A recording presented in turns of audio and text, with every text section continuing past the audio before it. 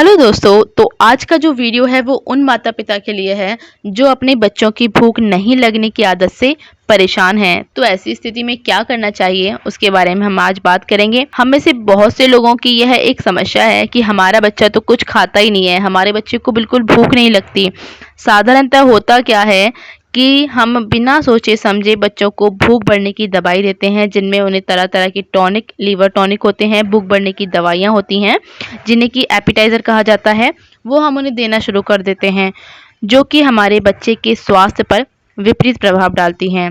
हमें इस विषय पर गंभीरता से सोचना चाहिए, इस पर विचार करना चाहिए। जब बच्चे को भूख लगती है तो वो अपनी मनपसंद चीज़ की डिमांड करता है, जिसके अंदर चॉकलेट्स होती हैं, सॉफ्ट ड्रिंक, कैंडी, वो सब कुछ हो सकता है। इन सब के अंदर कैलोरीज तो हाई होती है, लेकिन पोषण के नाम पर इसमें जीरो होता है। इनके अंदर न्यूट्रिएंट्स बिल्कुल भी नहीं के बराबर होते हैं। ये शरीर की ऊर्जा तो बनाते हैं, उसकी तुरंत पूर्ति कर देते हैं, लेकिन ये जो भूख होती है उसे बिल्कुल खत्म कर देते हैं। ये जो आजकल टीवी पर बच्चे विज्ञापन देखते हैं, उस विज्ञापन के युग में हम बच्चों को जाने अनजाने में धीमा जहर दे रहे हैं। जो बच्चे हैं वो टीवी पर तरह तरह की चीजें देखते हैं, फिर घर पे डिमांड करते हैं उन चीजों की। तो जाने अनजाने हम बच्चों को इस विज्ञापन के युग में उनके शरीर में धीरे धीरे धीमा जहर डाल रहे हैं। दूध में अनावश्यक मार्केटिंग प्रोडक्ट मिलाते हैं, बच्चे को दूध में ये मिला करके दीजिए तो बच्चा जल्दी बड़ा होगा, इससे बच्चे की भूख बढ़ेगी।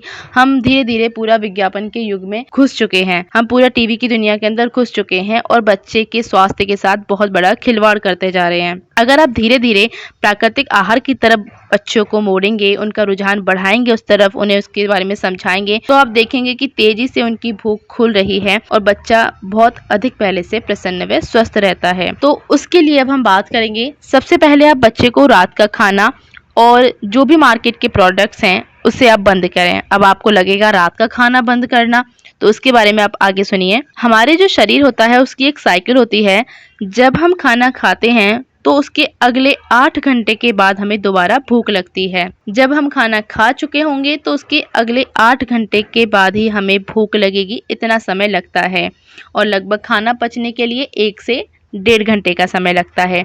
तो इसके लिए आपको करना ये है कि आप अपने बच्चे को, जिस दिन आप ये वीडियो सुन लें उसी दिन से अपने बच्चे को 1 दिन पहले जल्दी खाना खिला देना है, शाम 6 बजे तक, जिससे कि सुबह जब उन्हें 8 घंटे पूरे हो जाएं तो उसे बहुत ही जोरों वाली भूख लगेगी। जब आप उन्हें शाम 6 बजे खाना खिला देंगे तो लगभग 8-9 बजे के आसपास उन्हें नींद आना शुरू हो जाएगी, क्योंकि खाना पचने में लगभग 1.5 से 2 घंटे लगते हैं। जब खाना पचने की प्रक्रिया शुरू होती है तो उसमें पाचक रस निकलते हैं और उसके तुरंत बाद हमें नींद आना शुरू हो जाती है, चाहे बड़ा व्यक्ति हो या छोटा।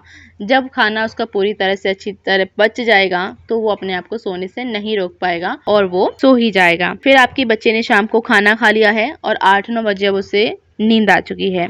जब आपका बच्चा अगले दिन सोकर के उठेगा तो उसे बहुत ही जोरों वाली भूख लगी होगी, क्योंकि 8 घंटे पूरे हो चुके हैं। तो आप जो भी उसे उस समय खाने को देंगे वो उसे बहुत ही प्रसन्न होकर और बहुत अच्छे से खा लेगा।